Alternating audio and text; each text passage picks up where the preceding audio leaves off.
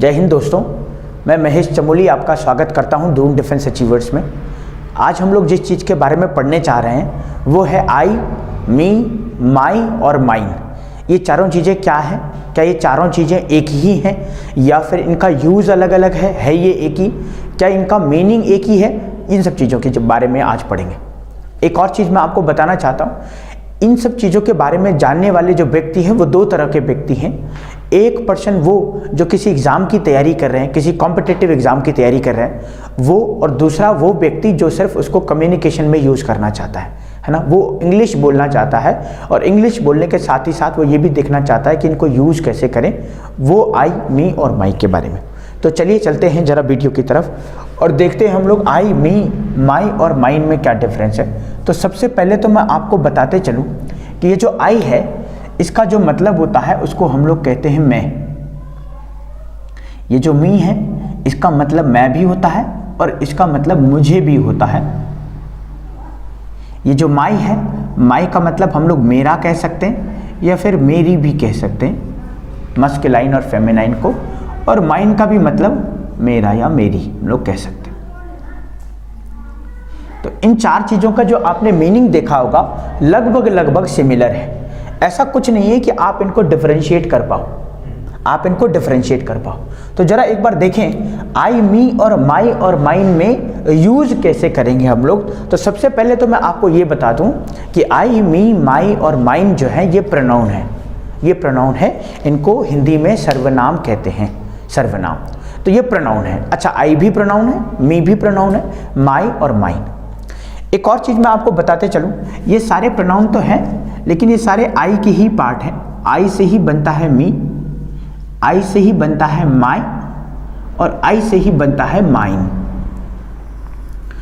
तो मतलब कि ये कि अगर कहीं पे मी आया है तो हम उसको आई के अकॉर्डिंग ही कंसिडर करेंगे, माई आया है तो उसको आई के अकॉर्डिंग ही कंसिडर करेंगे और माइन को भी आई के अकॉर्डिंग कंसिडर करेंगे। इसीलिए जब आपने डायरेक्ट इनडायरेक्ट पढ़ा होगा तो वहाँ पे हम लोग देखते हैं कि फर्स्ट पर्सन सब्जेक्ट पर्सन, और फर्स्ट पर्सन हमेशा सब्जेक्ट जो है फर्स्ट पर्सन के अकॉर्डिंग, ऑब्जेक्ट जो है सेकेंड पर्सन के अकॉर्डिंग, और थर्ड पर्सन में नो चेंज होता है। अभी मैं थोड़ा सा एग्जाम्पल लेकर के चलता हूँ कैसे। अब एग्जाम्पल में हम लोग सबसे पहले ये देखेंगे कि ये आई कब आता है, जब ये सब्जेक्ट की तरह काम करता है। और सब्जेक्ट का मतलब होता है कोई डूअर मतलब हिंदी में कहें कर्ता, और कर्ता का मतलब हम लोग एक तरह से ये भी कह सकते हैं कि कार्य करने वाला या कोई काम करने वाला। जैसे कि सपोज मैं एक सेंटेंस यहाँ पे लिख रहा हूँ कि आई प्ले क्रिकेट। अब इसमें काम करने वाला कौन है? क्या क्रिकेट कोई काम कर रहा है? नहीं। क्या प्ले कोई काम कर रहा है? नहीं। यहाँ पे ये आई है जो इस काम को कर रहा है। कौन से वाले? खेलने वाले काम को कर रहा है आई। तो इसको हम लोग मानेंगे सब्जेक्ट। और अगर इसे सब्जेक्ट मानेंगे तो हम लोगों ने पहले पढ़ा है कि मी भी आई का ही है, तो हम लोग यहाँ पे मी नहीं कर सकते। मी प्ले क्रिकेट ऐसा हम लोग नहीं कर सकते। अच्छा, हो सकता है कि आप इसको इस तरीके से कहें कि आपने कहा सर मी हम लोग कब लिखते हैं? मी तो हम लोग लिखते ही नहीं है, हम लोग तो आई ही लिखते हैं। लेकिन गलती कहाँ होती है कि मान लीजिए सेंटेंस इस तरीके से हमारे एग्जाम में आया, या हम लोग भी कभी कभी लिखते हैं me and my father are watching movies. अब आप देखेंगे यहाँ पे जो सब्जेक्ट है ना वो ये है, क्योंकि ये एक्शन कौन कर रहा है? एक्शन कौन सा हो रहा है? वॉच, है ना। और ऑब्जेक्ट कौन सा है? ये ऑब्जेक्ट हो गया। लिंकिंग वर्ब का ऑब्जेक्ट इसे कहेंगे, क्योंकि हेल्पिंग वर्ब के बाद जब ऑब्जेक्ट आता है उसे लिंकिंग वर्ब का ऑब्जेक्ट कहते हैं। ये हमारी वर्ब रही, इसे हम लोग मेन वर्ब कहेंगे। और ये हमारा रहा हेल्पिंग वर्ब जो कि प्लूरल फॉर्म में आया हुआ है। अब हमारा सब्जेक्ट रहा। जनरली हम लोगों ने पढ़ा है कि वर्ब से पहले सब्जेक्ट होता है और वर्ब के बाद ऑब्जेक्ट होता है। अब हमने क्या देखा? ये जो सब्जेक्ट है मी एंड माई फादर है। अच्छा, हम लोगों ने पढ़ा था कि जब सब्जेक्ट बनता है तो मी नहीं बनता, वो आई बनता है। और मी कब बनता है? मी तब बनता है जब ये ऑब्जेक्ट बनता है। कौन ऑब्जेक्ट बनता है? ये आई। अभी क्या बन रहा है? अभी हम लोग दो लोगों की बात कर रहे हैं, क्योंकि ये एक्शन करने वाला कौन है? या तो मी और मेरे फादर, दोनों के दोनों एक्शन करने वाले। अब ये माई फादर तो सही है, लेकिन ये मी गलत है। क्यों गलत है? क्योंकि हमने कहा मी को हम लोग ऑब्जेक्ट में यूज करेंगे और आई को सब्जेक्ट में यूज करेंगे। दोनों के दोनों एक ही हैं, दोनों के दोनों एक ही हैं। तो ये मी एंड माई फादर ना हो करके आई एंड माई फादर हम लोग इसे कह सकते हैं। इसे हम लोग कहेंगे आई एंड माई फादर। कैसा बन जाएगा? आई एंड माई फादर। क्यों बना आई एंड माई फादर? इसलिए क्योंकि ये सब्जेक्ट की बात हो रही है और सब्जेक्ट में मी नहीं आता, सब्जेक्ट में आई आता है। एक और चीज याद रखना, थोड़ा सा ग्रामेटिकल टर्म में जाए तो ग्रामेटिकल टर्म ये कहता है कि अगर सिंपल सेंटेंस की बात हो रही है तो हम 2 3 1 को फॉलो करेंगे। वो बच्चे जो बच्चे कॉम्पिटिटिव एग्जाम को फॉलो कर रहे होंगे डेफिनेटली वो जानते होंगे 2 3 1 को या 1 2 3 को। अगर 2 3 1 को फॉलो करना है तो हमें पता है कि 1 सबसे लास्ट में होना है। इसको फर्स्ट पर्सन कहेंगे, आई हमारा फर्स्ट पर्सन प्रोनाउन होता है। तो जो करेक्ट होगा वो मी और आई में आई एंड माई फादर ना हो करके माई फादर एंड आई हो जाएगा। आपको बोलने में जरूर थोड़ा सा अजीब सा लगेगा, लेकिन एक करेक्ट बिल्कुल इसी तरीके से होगा कि माई फादर एंड आई। आगे आप जो मर्जी लिखिए। क्यों हुआ ऐसा? इसलिए हुआ क्योंकि ये सब्जेक्ट बना है। अब बात करें मी की। मी कहाँ रोल प्ले करता है? अब मी तो जनरली ऑब्जेक्ट बनता है। मी का मतलब होता है आई का होता है मी और मी ऑब्जेक्ट बनता है। और ऑब्जेक्ट कैसे बनता है? जैसे मैंने एक सेंटेंस लिखा, he gave I oblique me 20 rupees। मान लीजिए ये सेंटेंस है, he gave I oblique me 20 rupees। अब हमारी ये गेव हमारा मेन वर्ब हुआ, जिसे हम लोग बोलते हैं कि भाई देना। अब देना एक एक्शन हो गया तो ये मेन वर्ब हो गया। 20 रुपीज़ हमारा नाउन है, इसे हम लोग ऑब्जेक्ट कह सकते हैं। और एक आई और मी क्या है इसके बारे में डिस्कस करेंगे। अभी ये देख लेते हैं एक्शन कौन कर रहा है, कौन ये गेव कौन कर रहा है, ये ही कर रहा है, इसे हम लोग सब्जेक्ट कहेंगे। अच्छा, अगर ये सब्जेक्ट है तो ये हमारा ऑब्जेक्ट बन जाएगा, ये भी हमारा ऑब्जेक्ट है, नाउन प्रोनाउन भी ऑब्जेक्ट बनता है। अब ये अगर ऑब्जेक्ट बना है तो हमें देखना पड़ेगा आई जो है वो सब्जेक्ट बनता है और मी जो है ऑब्जेक्ट बनता है। तो अगर हमें ऑब्जेक्ट की रिक्वायर है यहाँ पे तो मुझे मी लगाना पड़ेगा, ना कि आई। एक और चीज देखेंगे कि माई का क्या यूज है। ये माई को हम लोग कहते हैं पजेसिव प्रोनाउन। माई को हम लोग कहते हैं पजेसिव प्रोनाउन। अच्छा, पजेसिव का मतलब होता है अधिकार दिखाना। अधिकार दिखाना, अधिकार दिखाना। जैसे मैंने बोला ये मेरा पेन है। अब ये मैंने कहा ये मेरा पेन है तो जनरली ये अधिकार दिखाने वाली बात है। तो मैं क्या बोलूँगा? क्या मैं इसे ऐसे कहूँगा दिस इज आई पेन? क्या मैं ऐसे कहूँगा दिस इज मी पेन? और क्या मैं इसे ऐसा कहूँगा दिस इज माई पेन? अब ये 3 ऑप्शन हमारे पास है, इनमें से हमें एक चूज करना है और ये भी देखना है कि बाकी के 2 गलत क्यों हैं। तो दिस इज आई पेन होगा या नहीं? अब ये हमें देखना पड़ेगा। जो सेंटेंस का सब्जेक्ट है वो ये है दिस, इसी के अकॉर्डिंग ये वर्ब आई है इज। और हेल्पिंग वर्ब के बाद जब ऑब्जेक्ट आता है उसे लिंकिंग वर्ब का ऑब्जेक्ट कहते हैं। इनडायरेक्ट ऑब्जेक्ट एक तरह से कहें, डायरेक्ट और इनडायरेक्ट ऑब्जेक्ट 2 तरह के। अब आई तो हो नहीं सकता क्योंकि आई तब होता अगर स्टार्टिंग में आता। मी नहीं हो सकता क्योंकि यहाँ पे पेन के बारे में बात हो रही है और अधिकार दिखाने की बात हो रही है कि ये मेरा पेन है। सो मुझे कहना पड़ेगा दिस इज माई पेन, ना ही मी ना ही आई। आई का एग्जाम्पल हम लोगों ने पहले देख लिया, मी का भी देख लिया यहाँ पे। अब इस बार माइन का देख लिया। अब हम लोग बात करें माइन की कि जी माइन कहाँ आता है। आई के बारे में समझा, मी के बारे में समझा, माइन के बारे में समझते हैं। तो माइन का मतलब भी होता है मेरा, लेकिन माइन को ग्रामर में ऐसा कहा जाता है माई प्लस नाउन बिकम्स माइन। इसका मतलब इस माइन में नाउन पहले से ही एडेड है। तो क्या हो जाएगा? ऐसा नहीं सेंटेंस हो सकता कि आई हैव माइन पेन। अब ये माइन पेन क्यों नहीं हो सकता? क्योंकि माइन में पहले ही माई प्लस नाउन जुड़ा है। तो इसका मतलब एक्चुअली ये है कि आई हैव माई पेन। किसका? इसका, माइन का। और अगर हम लोग ऐसा लिख देंगे आई हैव माइन पेन तो इसका मतलब हो जाएगा I have my pen, my pen pen. तो 2 बार नाउन वैसे भी नहीं आ सकता और ये तो अब्सर्ड साउंड कर रहा है। तो हम लोग क्या करेंगे, ये माई पेन जो है बन करके माइन बन गया, तो अब पेन लिखने की जरूरत नहीं है। तो ग्रामर के टर्म में हम लोगों को एक चीज जाननी है कि जब भी हमारे पास पजेसिव प्रोनाउन आए, पजेसिव प्रोनाउन होता क्या है? पजेसिव प्रोनाउन होता है माई, इसके बाद नाउन जरूर आएगा। और जब हमारे पास अब्सोल्यूट पजेसिव आए, अब्सोल्यूट पजेसिव का मतलब होता है माइन, तो तब हमारे पास नाउन नहीं आता। ये इसका कॉन्सेप्ट है। क्या कॉन्सेप्ट है एक बार मैं दोबारा से बताता हूं। ग्रामर का थोड़ा सा टर्म है। एक हम लोगों ने आई पढ़ा, मी पढ़ा, माई पढ़ा और माइन पढ़ा। आई क्यों पढ़ा? आई में हम लोगों ने क्या देखा कि आई का मतलब तो मैं होता है, लेकिन आता है ये जब सब्जेक्ट की तरह काम होता है।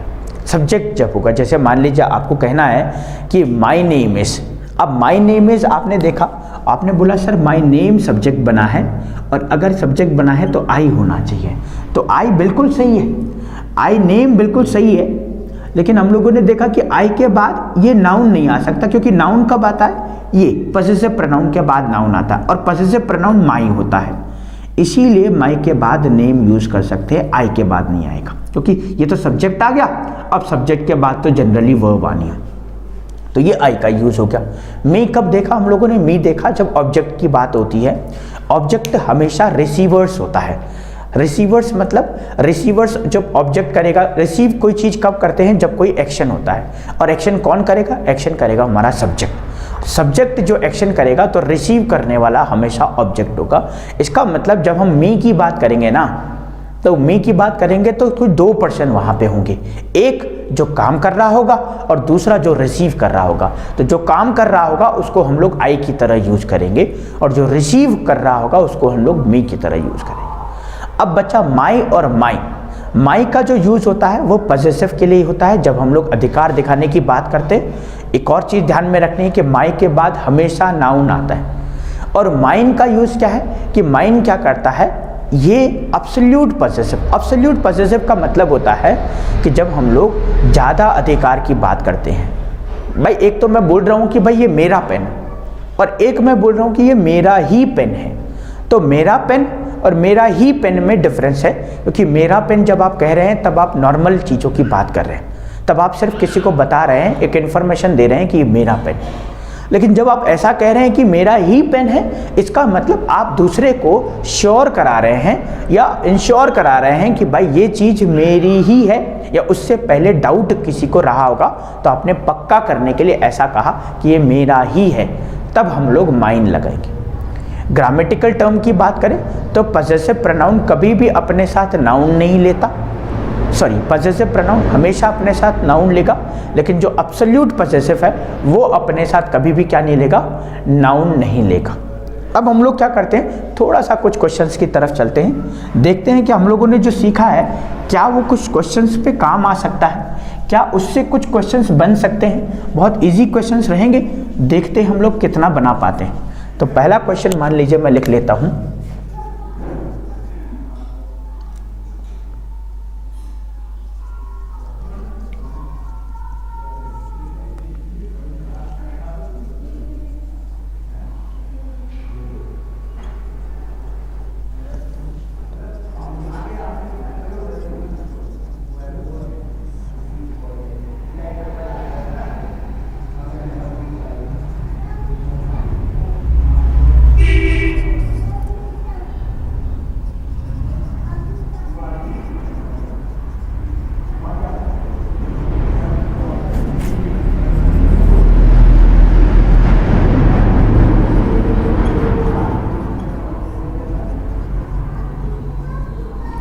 ये चार क्वेश्चन हम लोगों के पास है।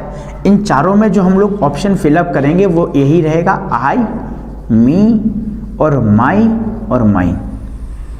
ये चार ऑप्शन हम लोगों को लगाने, चारों में कुछ भी लगा सकते हैं हम लोग। चारों में या आई भी आ सकता है, चारों में मी भी आ सकता है, चारों में माई भी आ सकता है और माइन भी आ सकता है।